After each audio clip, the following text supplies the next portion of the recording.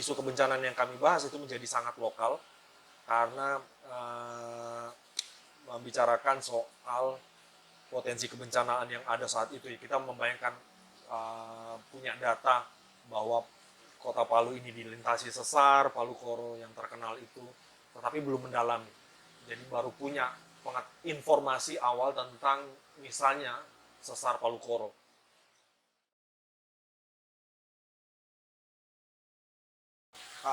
Ini nemu buku ini perpustakaan komunitas yang kami dirikan sejak tahun 2007. Nemu buku ini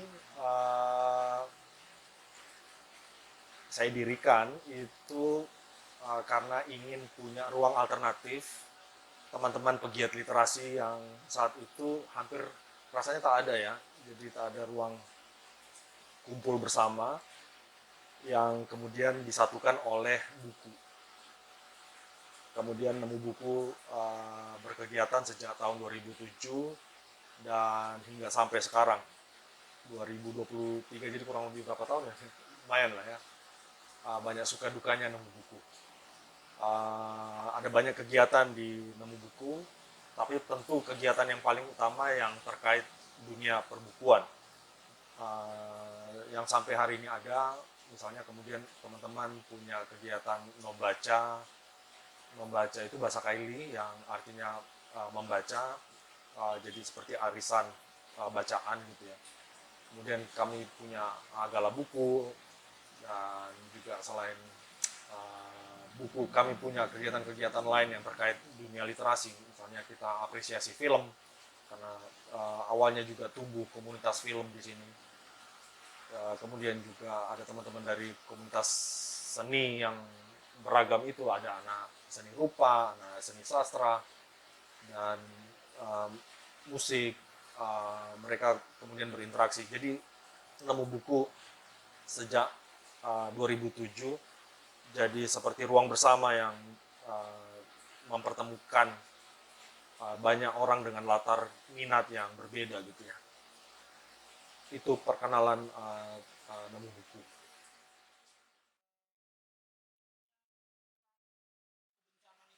Oh, langsung gitu ya, langsung.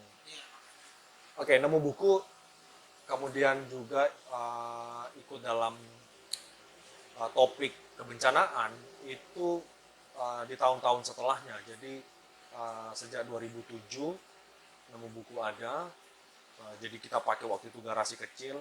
Kemudian berkembang kegiatan-kegiatannya nemu buku, jadi membicarakan juga isu-isu kebencanaan.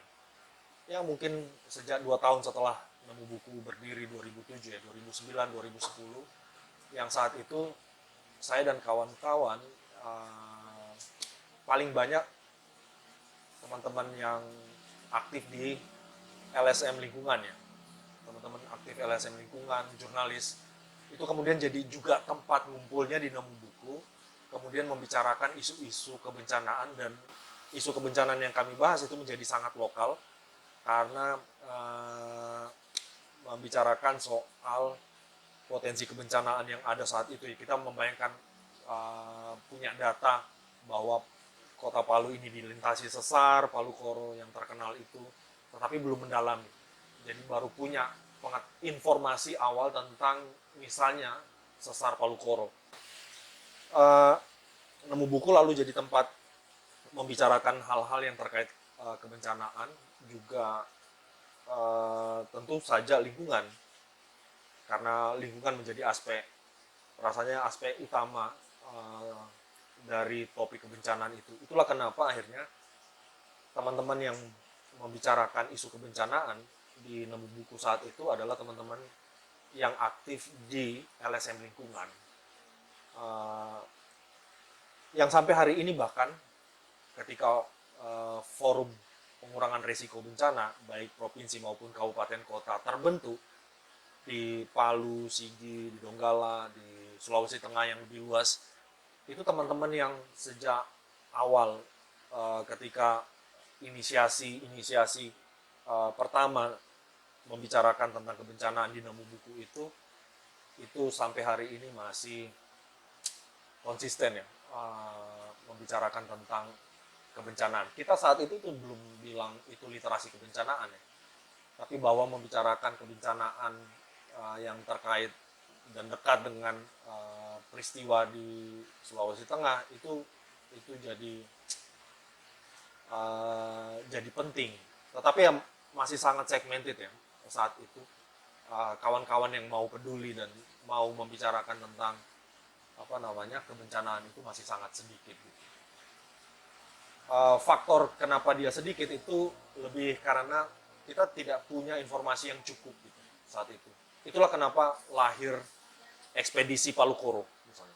Ada ekspedisi Palu Koro yang digagas di tahun-tahun berikutnya dan akhirnya melibatkan banyak teman-teman, tidak saja yang ada di Palu tapi juga yang ada di luar Palu ya, teman-teman yang ada di Jakarta. Ya teman-teman skala terlibat. Waktu itu saya masih ingat ya, berinteraksi dengan teman-teman Planas. Planas itu wadah berkumpulnya teman-teman pegiat kebencanaan.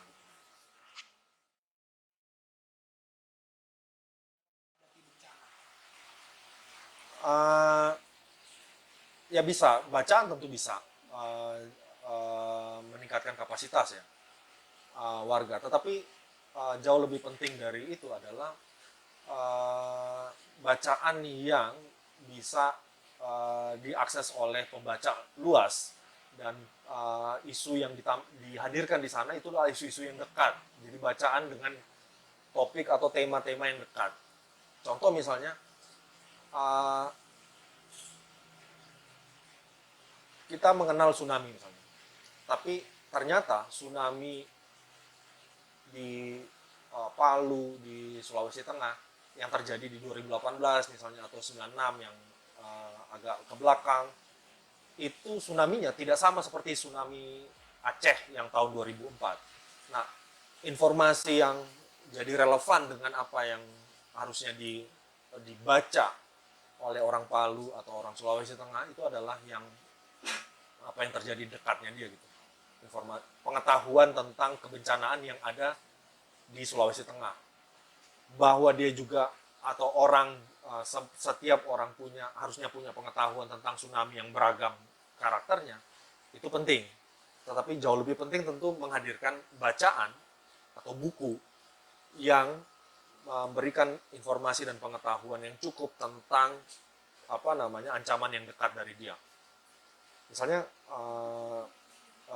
dalam waktu kita membicarakannya dalam konteks Sulawesi Tengah, kita butuh buku bacaan tentang kebencanaan yang ada di Sulawesi Tengah. Dan itu masih sangat sedikit, itu masih sangat minim. Jadi kalau pertanyaannya apakah penting buku bacaan yang terkait tentang kebencanaan, tentu sangat penting karena itu akan bikin kapasitas warga membaik, meningkat.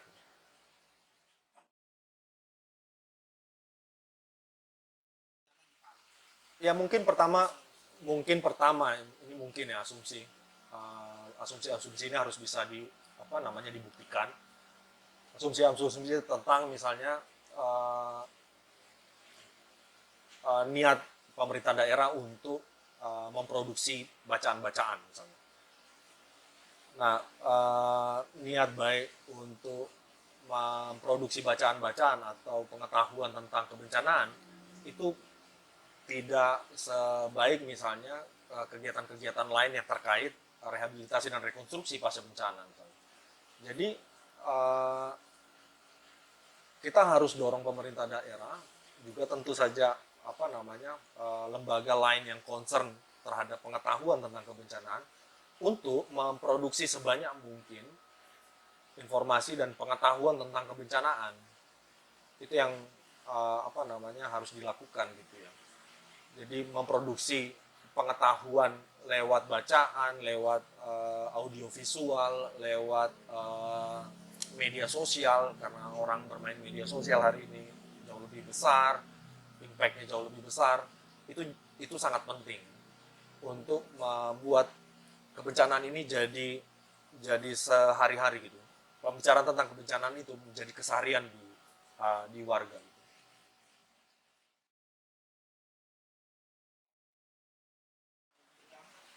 Ya dia bisa lahir dalam banyak ragam catatan ya.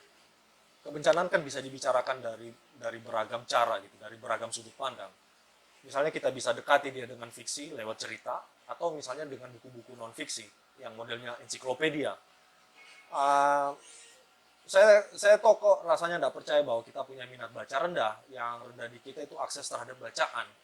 Jadi yang harusnya kita pikirkan adalah memproduksi sebanyak mungkin pengetahuan lewat bacaan, dan tidak saja memproduksi tapi juga mengalokasikan semua produksi bacaan ini ke warga. Menghidupkan misalnya perpustakaan komunitas seperti Nemu Buku ini, perpustakaan sekolah. Coba cek di sekolah-sekolah, buku-buku bacaan sekolah itu ada nggak buku tentang pengetahuan tentang kebencanaan? Rasanya tidak ada gitu. Itu yang tidak dilakukan misalnya. Atau perpustakaan yang dikelola oleh pemerintah daerah misalnya. Coba cek buku tentang kebencanaan, seberapa banyak dia ada di sana gitu, dan seberapa besar minat publik untuk mengakses bacaan tentang kebencanaan. Nah, jadi problemnya kita bukan minat baca rendah, tapi akses terhadap bacaan yang rendah. Itu yang harusnya kita pastikan untuk supaya pengetahuan ini itu jadi lebih dekat ke publik. Yang pertama yang ingin saya bilang bahwa kita juga harus memikirkan pembacanya siapa gitu. Kalau jurnal ilmiah, sulit membayangkan jurnal ilmiah ini dibaca oleh pembaca awam gitu. Dia sangat segmented tentu. Yang baca ini ya tentu akademisi, peneliti. Mari kita bayangkan jurnal-jurnal ilmiah ini itu dikemas jadi bacaan awam, bacaan populer yang bisa lebih luas target pembacanya. Bahwa kampus atau lembaga pendidikan itu harus memproduksi pengetahuan kebencanaan misalnya lewat jurnal, itu wajib. Tetapi harusnya kita tidak berhenti di situ. Kita harusnya menghadirkan bacaan yang orang itu bisa baca gitu. Bisa dalam pengertian pengetahuan atau pengalaman orang terhadap bacaan itu bisa mengonsumsi pengetahuan tentang kebencanaan yang dibuat untuk mereka gitu. Nah, ini yang kita harus pikirkan. Jadi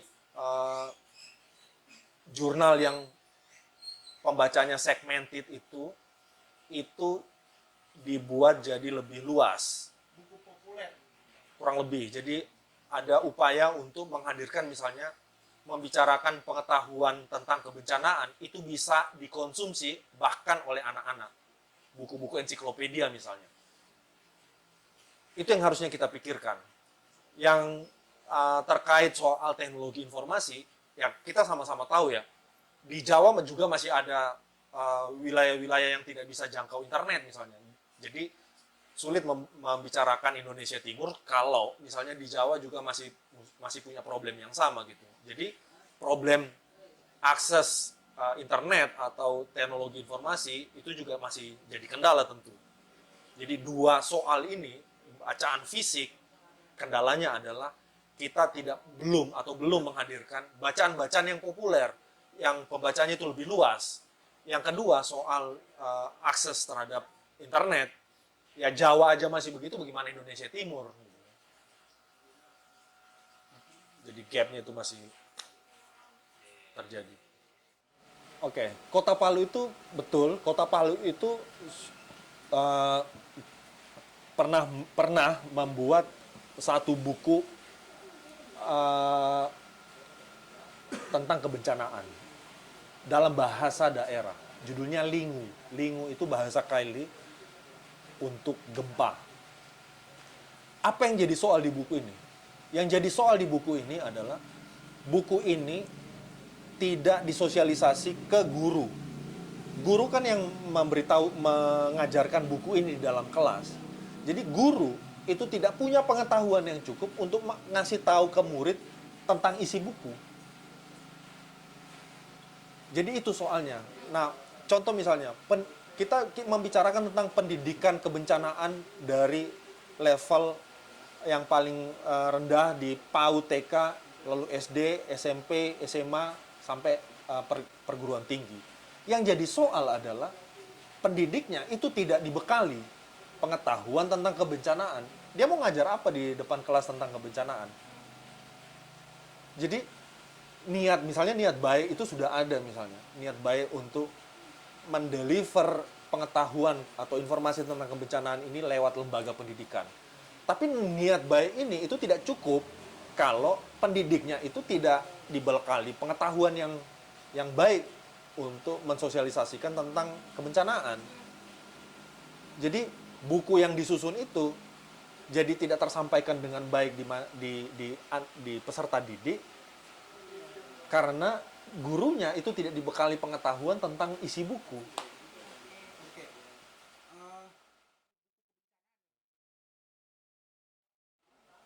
Untuk menjawab akses ini, kita harus komit sama-sama, masyarakat sama Pemda. Masyarakat ini kayak misalnya komunitas literasi. Nemu Buku ini komunitas literasi. Kita harus punya komitmen yang sama untuk bilang bahwa oke, sekarang di masing-masing perpustakaan yang kita kelola ini itu ada informasi atau buku tentang kebencanaan. Jadi pembacanya itu kita kasih tahu, perpustakaanku yang saya kelola ini itu ada buku tentang A, B, C, D dan semuanya itu tentang kebencanaan dan lokal. Nah, komitmen ini yang belum terjadi untuk menjawab akses tadi. Jadi kita mau buka akses, kita punya niat mau buka akses nih. Mau kasih tahu ke publik bahwa kita sudah memproduksi pengetahuan kebencanaan lewat bacaan.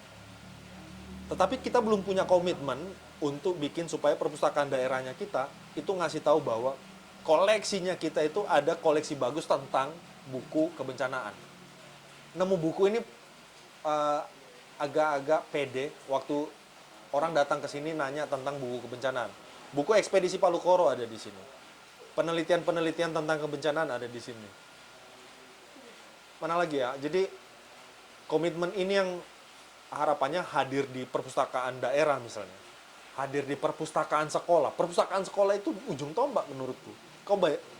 Teman-teman bisa bayangkan, kalau setiap perpustakaan sekolah, perpustakaan SD, SMP, SMA, itu semua ada perpustakaannya. Tapi perpustakaan di sekolah itu kan perpustakaan gugur kewajiban. Yang penting ada perpustakaan. Isinya apa itu nomor sekian gitu ya. Nah, memastikan bahwa perpustakaan sekolah itu isinya misalnya salah satunya yang penting adalah punya buku tentang kebencanaan, itu harus dilakukan. Jadi komitmen itu yang kita dorong gitu.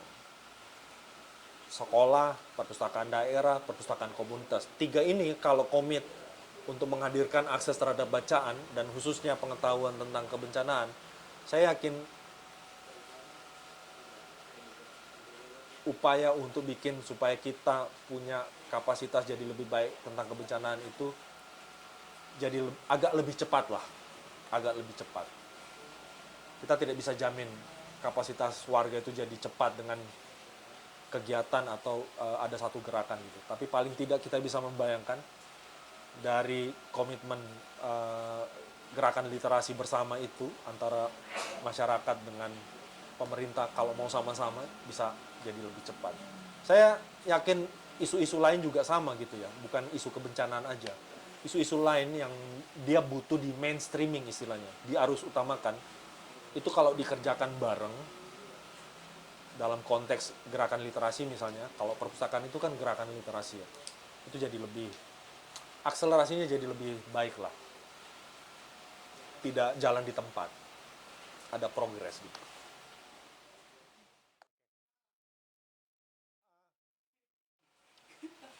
Pertama yang harusnya kita pahami adalah literasi itu bukan sekedar baca tulis. Literasi itu pengertiannya yang jauh lebih baik sebenarnya adalah kecakapan. Nah, kemampuan orang tua karena dia punya pengetahuan lokal tentang wilayah misalnya atau tentang peristiwa yang pernah terjadi dan dia alami, itu kan kekuatannya lisan ya, tutur. Nah, kita tidak bisa bilang bahwa kebudayaan tutur itu lebih rendah misalnya dengan kebudayaan tulis. Dia punya kekayaan sendiri gitu ya. Kebudayaan tutur itu, dan sebagian besar memang itu tumbuh di Indonesia, di masyarakat adat itu, karena tidak mengenal, misalnya ada kebudayaan yang tidak mengenal aksara, tidak punya huruf, kekuatannya ya ada di tutur gitu. Jadi kita tidak mempersoalkan gap generasi itu. Yang harusnya dilakukan adalah hari ini kita mencatat apa yang tutur, apa yang dituturkan. Kita tidak, jadi kita mewariskan pengetahuan itu tidak hanya dengan tutur lagi, tapi dengan rekaman pengetahuan. Kan ada banyak medium yang kita bisa pakai, buku, audiovisual, media sosial, ada banyak cara yang kita bisa pakai untuk meneruskan pengetahuan lokal ini itu ke generasi selanjutnya. Bahwa ada soal antara generasi, iya, ada gap, iya. Milenial sama Gen Z itu tidak percaya, misalnya tidak percaya cerita-cerita absurd di masa lalu, misalnya, yang diceritakan oleh generasi sebelumnya. Nah, kemampuan kita untuk bikin supaya kita jadi bridging itu, jadi jembatan antara generasi ini gitu. Karena sebutlah kita karena pegiat literasi, tugasnya kita adalah menjembatani gap generasi ini, generasi tua sama generasi hari ini gitu ya, yang lebih fresh gitu ya. Gap ini yang kita jembatani. Cara menjembatani adalah melakukan dokumentasi, melakukan pencatatan. Yang teman-teman lakukan kan pencatatan, dokumentasi, dan seterusnya. Agar supaya pengetahuan ini itu bisa terwariskan ke generasi yang sekarang. Atau generasi yang bahkan jauh lebih tua nanti. Gitu. Jadi apa yang kita lakukan hari ini, tentu pasti punya dampak 20-30 tahun ke depan misalnya di generasi selanjutnya gitu ya. Nah, kita jangan persoalkan tutur dan tulisan gitu, atau lisan dan tulisan itu punya kekayaan masing-masing, punya kelemahan kelebihan masing-masing. Yang harusnya kita lakukan adalah mencatat budaya tutur tadi. Jadi misalnya ada kisah atau cerita rakyat yang punya relevan atau punya keterkaitan dengan peristiwa alam misalnya. Itu harus kita catat. Nah, upaya mencatatnya kita itu untuk jadi jembatan agar supaya generasi sekarang itu bisa memahami, oh oke, ada situasi yang harusnya dia percaya bahwa masa lalu itu seperti ini gitu.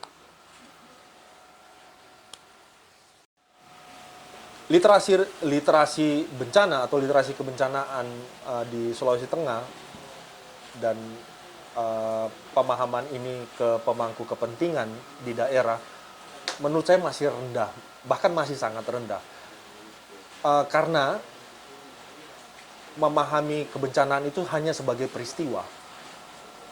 Kalau kita memahami literasi bencana itu, harusnya kan kita memahami bahwa kebencanaan itu punya tahap gitu ya, bukan hanya peristiwa. Pemahaman kita tentang kebencanaan itu sayangnya itu hanya berhenti di peristiwa. Jadi kita memahami bencana itu hanya sekedar peristiwa. Kita tidak berusaha untuk memahami bencana itu di hal-hal yang bukan peristiwa. Contoh misalnya kita membicarakan kapasitas, kita membicarakan kerentanan. Nah, dalam konteks Sulawesi Tengah, kalau pertanyaannya tentang Sulawesi Tengah ini begitu luas gitu ya. Sulawesi Tengah ini bukan cuma Palu, Sigi, Donggala gitu yang berdekatan. Sulawesi Tengah ini itu provinsi paling luas di Pulau Sulawesi. Jadi ada 6 ya provinsi di Sulawesi Tengah. Wilayah yang paling luas itu Sulawesi Tengah. 12 kabupaten, 1 kotanya itu paling luas di Pulau Sulawesi. Nah, dari keluasan itu bisa kita bayangkan dimensi alamnya, dimensi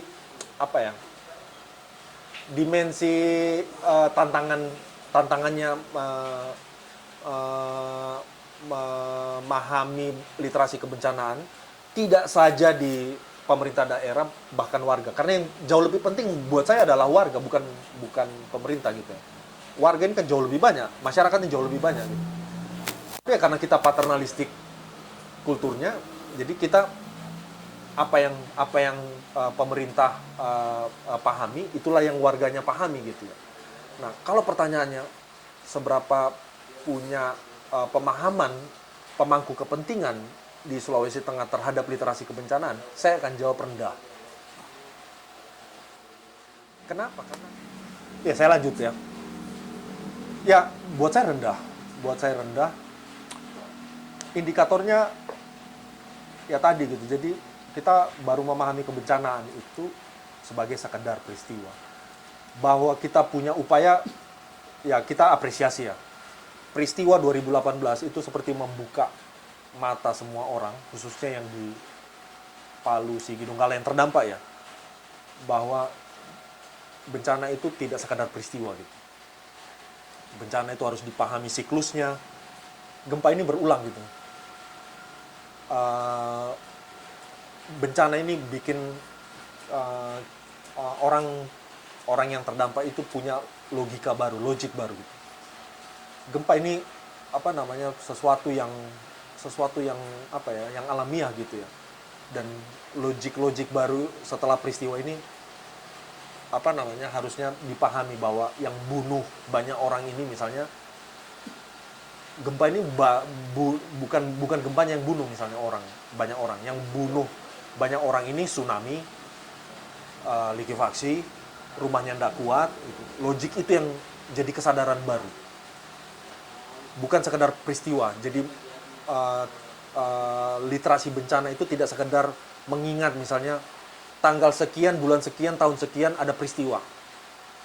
Bukan sekedar itu, tapi literasi bencana itu ngajak orang untuk memahami bahwa ada sesuatu yang harus kau siapkan sebelum peristiwa berulang.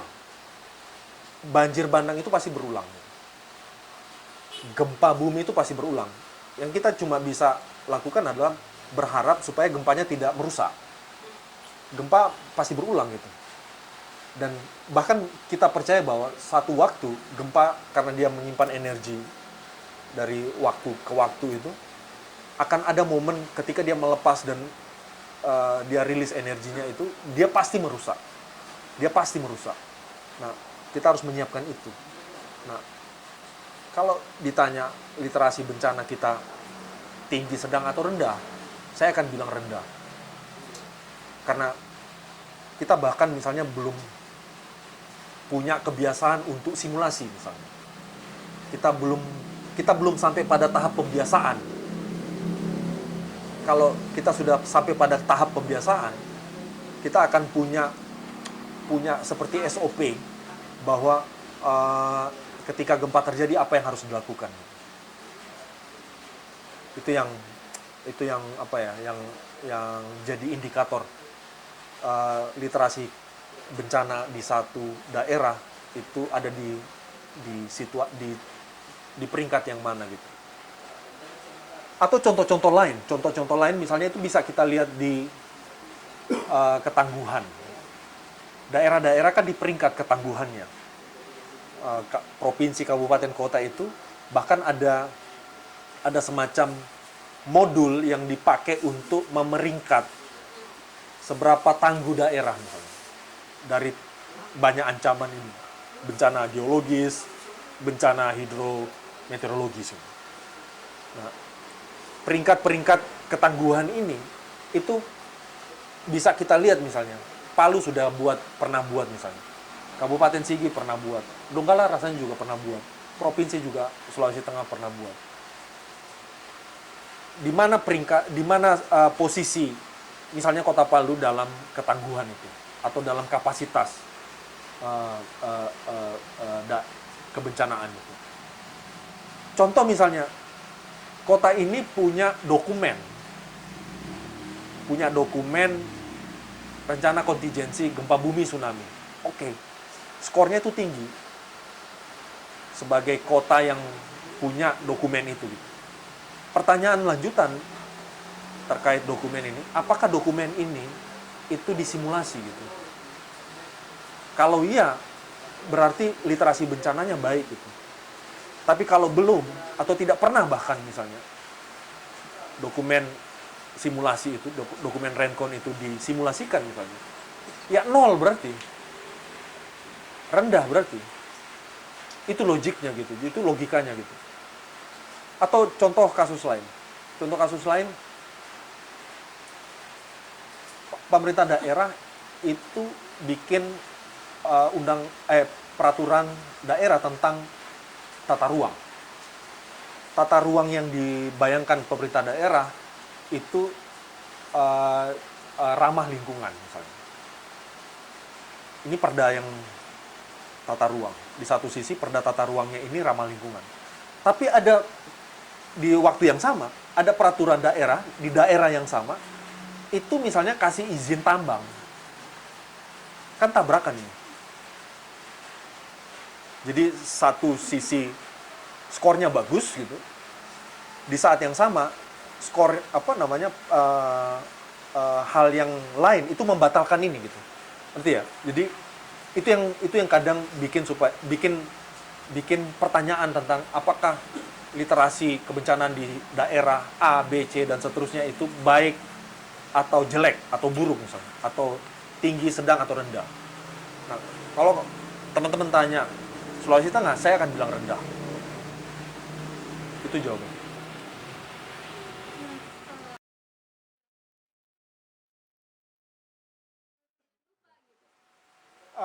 Yang bisa memastikan itu kan pemerintah daerah ya. Dan pemerintah daerah itu seringkali punya skala prioritas. Pasca bencana yang teman-teman tanya 5 tahun, ini tahun kelima gitu. Prioritas pemerintah daerah itu bukan pengetahuan tentang kebencanaan. Prioritas pemerintah daerah itu adalah rehabilitasi dan rekonstruksi. Hunian tetap, kemudian pemulihan, infrastruktur dan seterusnya. Itu skala prioritasnya. Nah, ketika skala prioritas ini dihadap-hadapkan, tentu yang dipilih oleh pemerintah, baik pemerintah pusat maupun pemerintah daerah adalah yang tadi saya sebut gitu. Rehabilitasi dan rekonstruksi. Pengetahuan kebencanaannya khawatirnya luput gitu. Jadi hunian dibangun, infrastruktur diperbaiki dan seterusnya. Ini tuh ketinggalan. Pengetahuan tentang kebencanaannya ketinggalan. Kalaupun dia dibuat, kekhawatiran lain muncul. Apa kekhawatiran lain? Menggugurkan kewajiban aja gitu. Bikin dokumen, bikin penelitian, bikin kajian. Yang semuanya ini itu tidak sampai ke tapak gitu, tidak sampai ke grassroots gitu, tidak sampai ke warga. Cuma selesai di rak peneliti, di rak kantor, di rak perpustakaan, tidak sampai di warga. Itulah jadi problem akses. Kita akan ketemu ke soal akses. Iya, dilemanya di situ. Problemnya di situ. Saya mau kasih contoh di Palu misalnya. Tapi ya karena dilemanya, saya ingin cerita dilema di Palu. Palu ini terbatas, ruangnya sebagai kota, lanskapnya terbatas. Kemudian ada bencana. Lalu setelah ada bencana, ada upaya untuk relokasi penyintas. Dibuatlah kawasan-kawasan untuk pembangunan hunian. Satu dari kawasan hunian yang dibangun namanya Duyu. Pengetahuan kebencanaan sederhana lah ya. Kalau punya pengetahuan tentang kebencanaan, dari aspek nama aja udah pasti tidak akan dibangun di sana. Pengetahuan kebencanaan yang saya maksud ini adalah memahami bahwa dari aspek bahasa aja udah kasih sinyal ke kita bahwa itu longsor gitu. Duyu itu bahasa Kaili longsor. Mari kita lihat lokasi hunian yang dibangun itu. Konturnya. Tapi ya lagi-lagi di saat yang sama Palu ini punya keterbatasan ruang. Jadi memilih kawasan-kawasan yang dalam tanda petik bahaya. Jadi orang dipindahkan dari tempat berbahaya satu ke tempat berbahaya yang baru. Itu soalnya. Jadi rehabilitasi dan rekonstruksi harus dilandasi oleh literasi kebencanaan, iya. Tapi seringkali berhadapan dengan dilema-dilema itu.